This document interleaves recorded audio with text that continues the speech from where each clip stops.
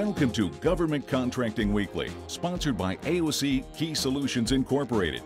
Government Contracting Weekly is the only television program devoted exclusively to the competitive and dynamic world of government contracting. A world where coming in second place is not an option, but where principle-centered winning is the only approach. Good morning, I'm Hilary Fordwich and welcome to this week's edition of Government Contracting Weekly, where each week we aim to give you, the government contracting community, tactics and techniques to help you win and retain government contracts. I'm sure you'd all agree that today's marketplace is one of the most challenging we've ever faced. That's why we wanted to take a closer look at the best practices of top-notch companies that are still building their businesses by adding even more value to the various missions of specific government agencies. This morning, you're going to meet Marilyn Crouther, SVP and GM of HP Enterprises Services for the US. Marilyn will share with us how HP is responding to this new marketplace and the emerging trends that are critical to us all. After Marilyn, I sat down with McCarthy and Marsh of Key Solutions, two experts who share with us their advice on teaming, as they're hired by many incumbents to retain their coveted contracts. Once again, there's a lot to cover, so let's get to it.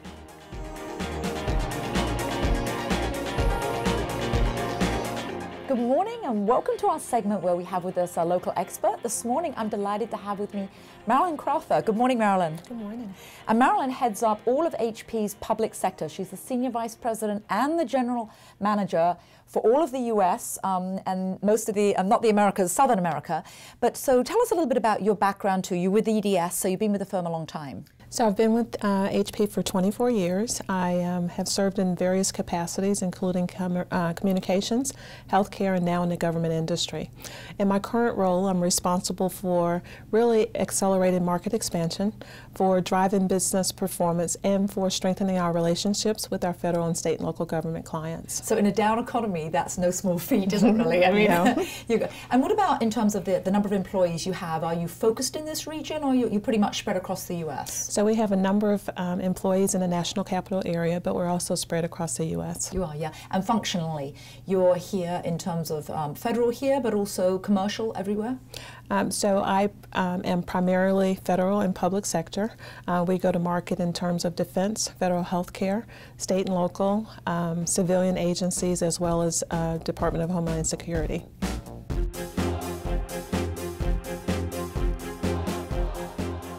There are many changes that are affecting us all in the marketplace right now, so what we're really interested in is what you can take away from today's interview in terms of Marilyn's expertise, because she's got that global perspective, because she's looking at the whole of the US. Marilyn, what are you seeing and what are you anticipating? So Hilary, we are really seeing changes in the marketplace, really changes towards a new style of IT, which is consumption-based, that allows clients to buy only what they need when they need it, in an instant-on way. And then when you say only what they need when they want it, is that for a particular solution? So yes, for a particular solution, we see trends moving in the direction of cloud, mobility, big data, and as well as applications modernization efforts. And so what about your focus as you move forward? Is that something that you have the metrics for in terms of what you need to do to change? I know your background is as a CFO, so you must have that under your belt. So my background as a CFO really helps me to understand the key business metrics and what clients really expect in terms of value. You know, really change is driven by industry, and what we're doing is making sure that we are adjusting and streamlining our processes and in order to be able to respond to the client's needs more timely, and really making sure that from an R&D perspective, we're investing in technologies that bring best-in-class IT. I think when you say streamlining, that's something everybody wants to do. Not every firm's been successful, so they're not going to be able to adapt and be as profitable in this downturn. Give us some ideas of what are the best things you've done in terms of streamlining.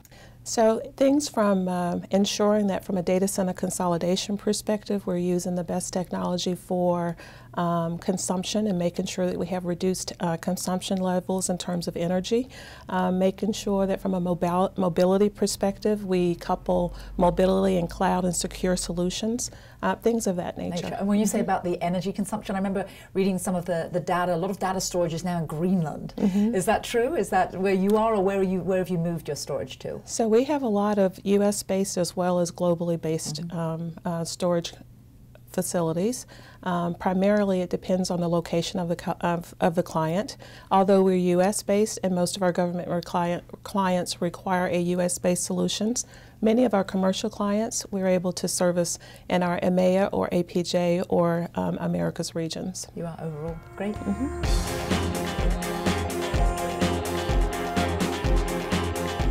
So for any of us to be able to be successful in the future, we need to know what are the emerging trends. And I think, Marilyn, you're quite on top of emerging trends, something that you're focusing on. Very much so. Some of the emerging trends that we see continue to be in the areas of modernizing applications and around cloud and mobile solutions, as well as big data. With big data comes big opportunities, and HP is well positioned for those opportunities. Why are you so well positioned? I mean, you've got the historically good brand in that arena, but there's a lot of competition. It's much tougher now. Why so good? One of the things we did a couple years ago was we acquired Autonomy, which is masterful in working with big data in a both unstructured and structured way.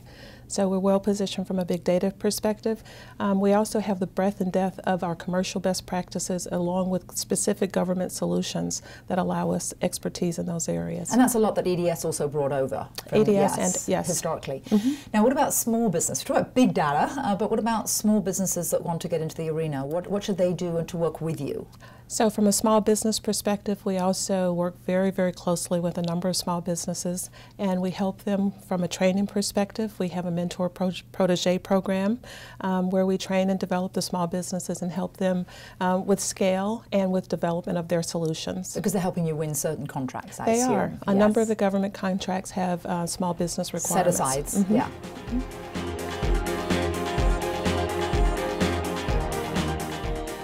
With today's program being about adjusting to federal budget changes, pretty obvious they're not increasing. So Marilyn, what are you doing given the pressure on federal budgets? What are you doing to adapt successfully? What we're really doing is making sure that we have cost-effective, innovative solutions that are aligned directly to the client's problems and helping them with both short-term and long-term issues.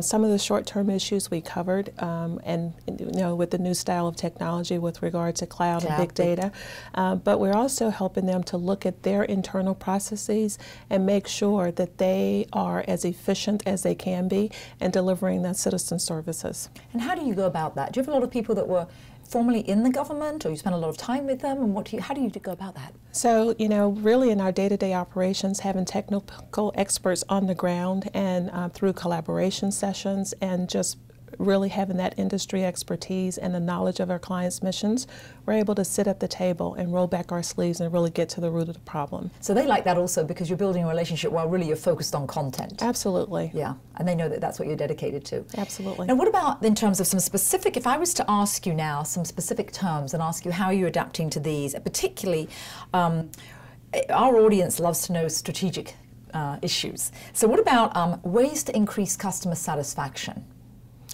I would say really listening and understanding that the client isn't going to say, what I need is. They're going to say, today my challenge is, or they're going to say, I wish I could. And so if you're listening and if you're attentive and you understand how you can address those situations in a meaningful way, it's insightful. And you've got to ask the right questions. You've got to ask the right questions. So your team has to be really smart because they have to have insights to be able to ask the right questions. Great. And what about ensuring a company's indirect rates are competitive? We do that by making sure that we have the lowest cost solution, making sure that our overhead and our G&A costs are low, and making sure that we're constantly focusing on how to take costs out of our operations and be able to pass those savings on to the client. Now that's really interesting in terms of the cost. Key Solutions is asked a lot about pricing. How do you know your pricing is right? You don't always know that it's right. but what you have to do is put your best foot forward. What you have to do is make sure that you do some comparative analysis and make sure that you are keeping up with demand signals, and that you just price technology in the most meaningful way. Don't you love that expression, price to win? I always think like, well, who prices to lose? You know, I mean, it's actually kind of a ridiculous phrase, isn't it? But what about managing an opportunity pipeline? Managing opportunity pipeline really comes with being able to take business development leads and turn those into deals. And how do you do that? Do you have a CRM process, or how do you go about that? So we have business development experts. We have people that have come out of government that can help us to really understand what the client's issues are. We do that by being in the room as a strategic partner with the clients and being able to develop white papers and generate leads. Super.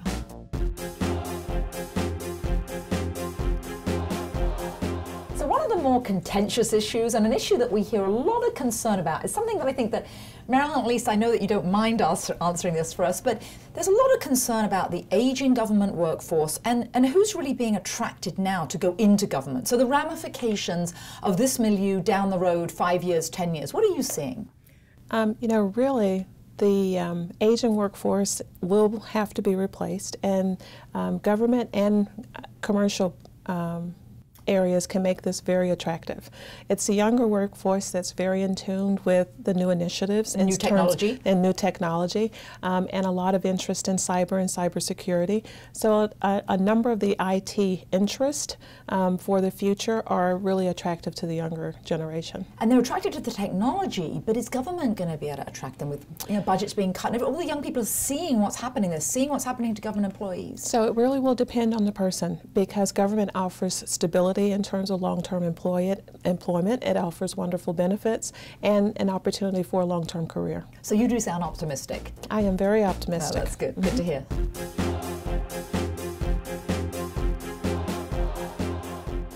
So as you know, and Marilyn knows too, that you know, Key Solutions is the force behind the show and really focuses on the keys to winning, you know, the strategy, proposal, capture sort of side of the business. From your perspective, in terms of your keys to winning, what do you think is very unique about the way that HP goes to market? You're very customer focused, obviously, we've talked about that. What other approaches are unique for your keys? I'd say a couple different things from a uniqueness perspective. If we have technical industry expertise, because we're both commercial and government, we're able to leverage commercial best practices and best-in-class IT. We manage complexity very well, and we have innovation and thought leadership. And that thought leadership, is that in each vertical or across all your horizontals? Or both? It's actually both, yeah. Because you know, we talked about how we go to market in the 6 different segments, but in terms of thought leadership, it's deep and wide. We have experts that are very technical. We have people that are very creative, and they're the ones that are driving R&D. And so it's deep and wide. That's a luxury to have, really. Not all companies can even have that bandwidth. What about then your BD team? Is that the same? Are they functionally just on the BD team, or are they integrated with your professionals? So the BD team, we have a separate BD team, but we also hold our delivery executives accountable for business development. They're the ones sitting at the table on a day-to-day basis, working with the clients, and they can provide that thought leadership. We believe innovation comes from the ground up. A lot of the times, things that go from an idea from an employee right into HP's lab really are things that will help our clients specifically. And so in terms of the actual BD process, do you keep an entire bench of a proposal team, or do you reach out for surge support? We have a group of proposal experts, but we also reach into the areas such as cloud and mobility and big data for those experts to come in and help our business development teams with proposals. Your SMEs, you call them. The subject matter experts. Yes, correct. Well, super. And I can see why you're such a success, and thank you for joining us this morning, Marilyn. Thank you for having me.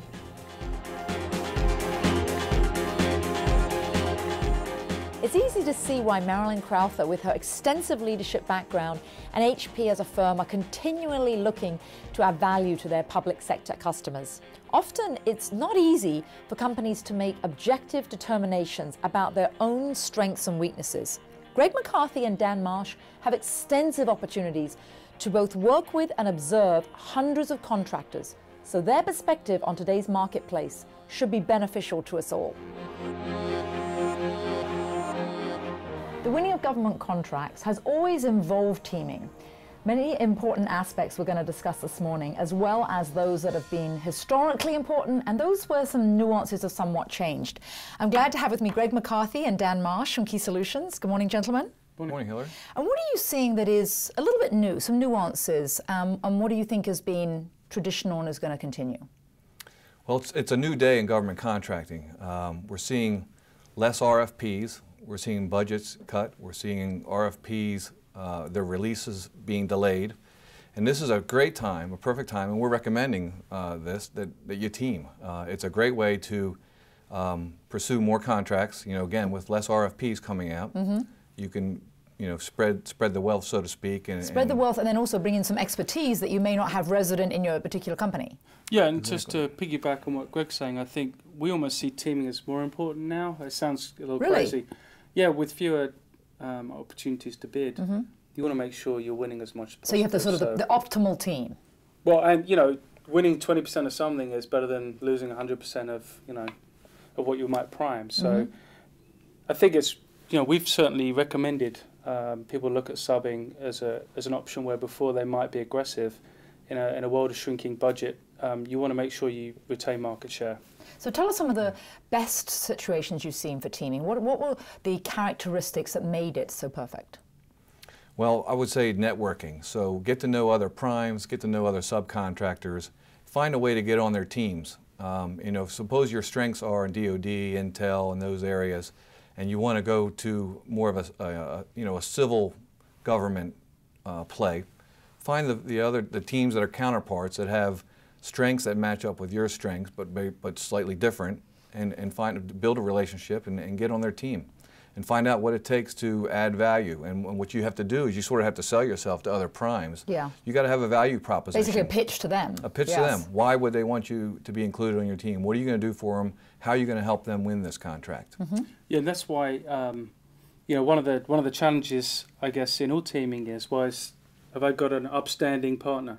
So it's important, when you put an agreement in place, to really live by your agreement. And to have done the homework so that you know what you're getting into with this firm too. Absolutely. Yeah. But then down the road, if you're looking to change your vertical market, they want to know you're a trustworthy partner. So if over here on the Intel side, you've been a great trustworthy partner, they know you're going to be a great trustworthy partner on health if that's where you're helping them win something. If you're trying to move verticals. But generally, I think with teaming, client intimacy is your number one important factor when choosing your team. Start early. Yep. Just what we've talked about in capture. Same elements, I think, will definitely play out here as well. But we're also seeing this. We're seeing an increase in the evaluation factor for past performance. And if you're not strong at a particular agency, the ability to get on a team will allow you, if you're successful in winning that contract, now you've got new past performance, and you've kind of diversified from your previous work. It's really going to help you out in terms of even more so future now business. than it ever has been. More so, yes, absolutely more so. That's an interesting nuance for us to see for the future moving forward with teaming. So teaming is important for all sorts of sizes of companies, but I wonder, Greg, for our audience, who do you hear from the most in terms of teaming questions? Good question, Hillary. We talk to all size government contractors, large, the medium ones, the small that have aspirations of getting larger. And we're hearing a lot from small businesses of late, I think. More so than normal? I think so, because of just with fewer RFPs, the need for more teaming and things like that.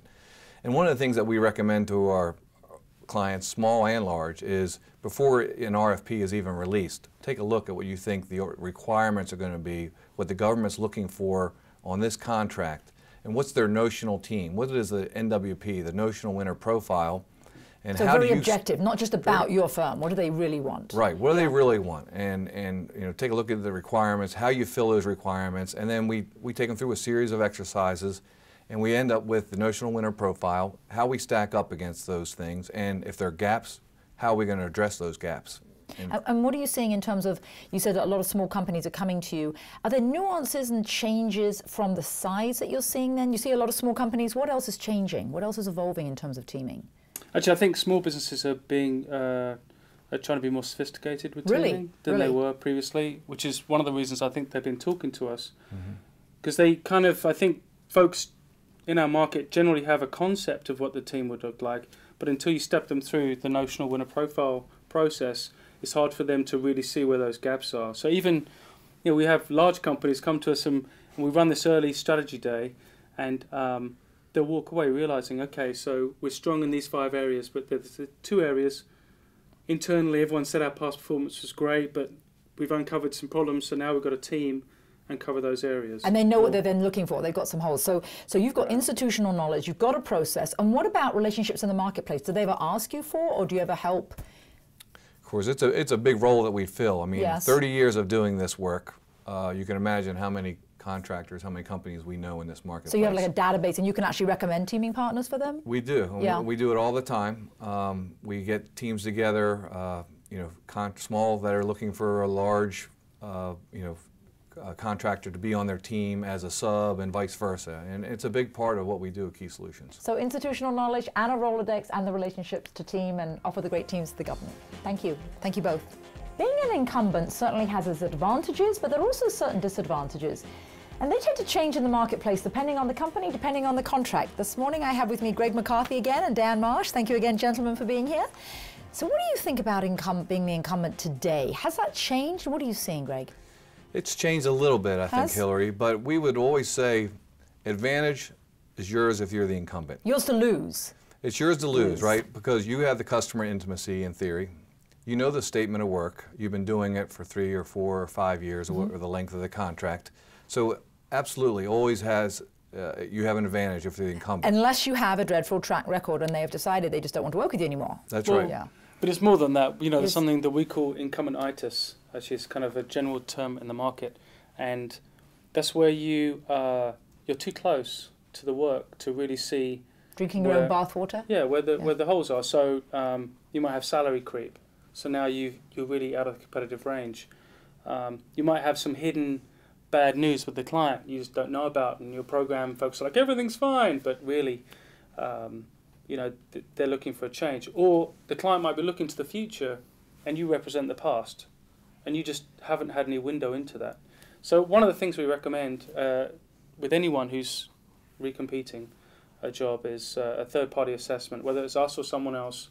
Have someone go in and meet with your customer. Independently from you, and get the truth, because they will lie to your face. I mean, they won't mean to. They'll be very nice. Well, they'll be disingenuous because they don't want to hurt your feelings or really point your arrows. But but third party makes it certainly just very independent and objective, you mean? Absolutely. Yeah, that's right. The third party, it plays the role of the honest broker, and you'd be amazed as a third party what you're told by the government, by the client's customer, that they don't bother telling the client themselves. So we've gotten a lot of great information that have really helped our clients win and retain their incumbencies just by having a third party and maybe addressing those areas where they weren't as strong as they thought they were, whether it's technical performance, whether it's schedule and cost.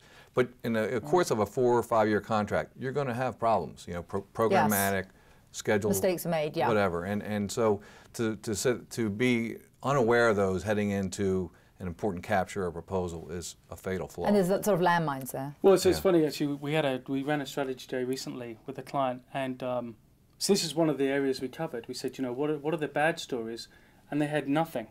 so immediately alarm bells were ringing. Yes. And we couldn't really talk about it in the strategy session because there was really a denial that anything had ever gone bad on this contract. So afterwards, we approached the capture lead and we recommended a third-party assessment of where they were, just to double-check that. Because, there are perfect programs, but it's unlikely. Very unlikely, So there you have it.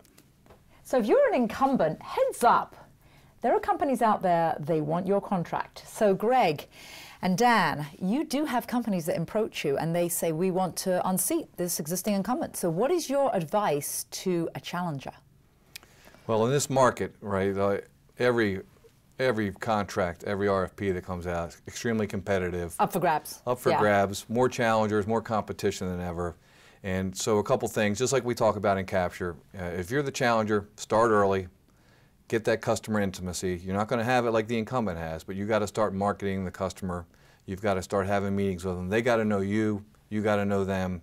They got to know what your capabilities are and you've how got you to find can help angles them. that you can go in. You've got to find some angle that you think the incumbent isn't offering. Absolutely. Yeah. And if you have a discriminator that maybe the incumbent team doesn't have, you've got to exploit that. So you need some strategy before that customer intimacy, so you're not just going to chit-chat. That's right. So nobody wants to meet with you if you don't have anything to tell them, anything to offer them. So when you meet with them, you've got to tell them how you're going to do this contract cheaper, maybe better technically. Be more cost effective. More generally. cost effective. I mean, the government really, in this environment with less, trying to do more with less, it's critical that you have a key discriminator, how you're going to do this work better, maybe less expensive. Better, faster. Right, and and you've got to reduce risk in the client's mind. So, our best practice is in the market now is a no-cost transition to the customer.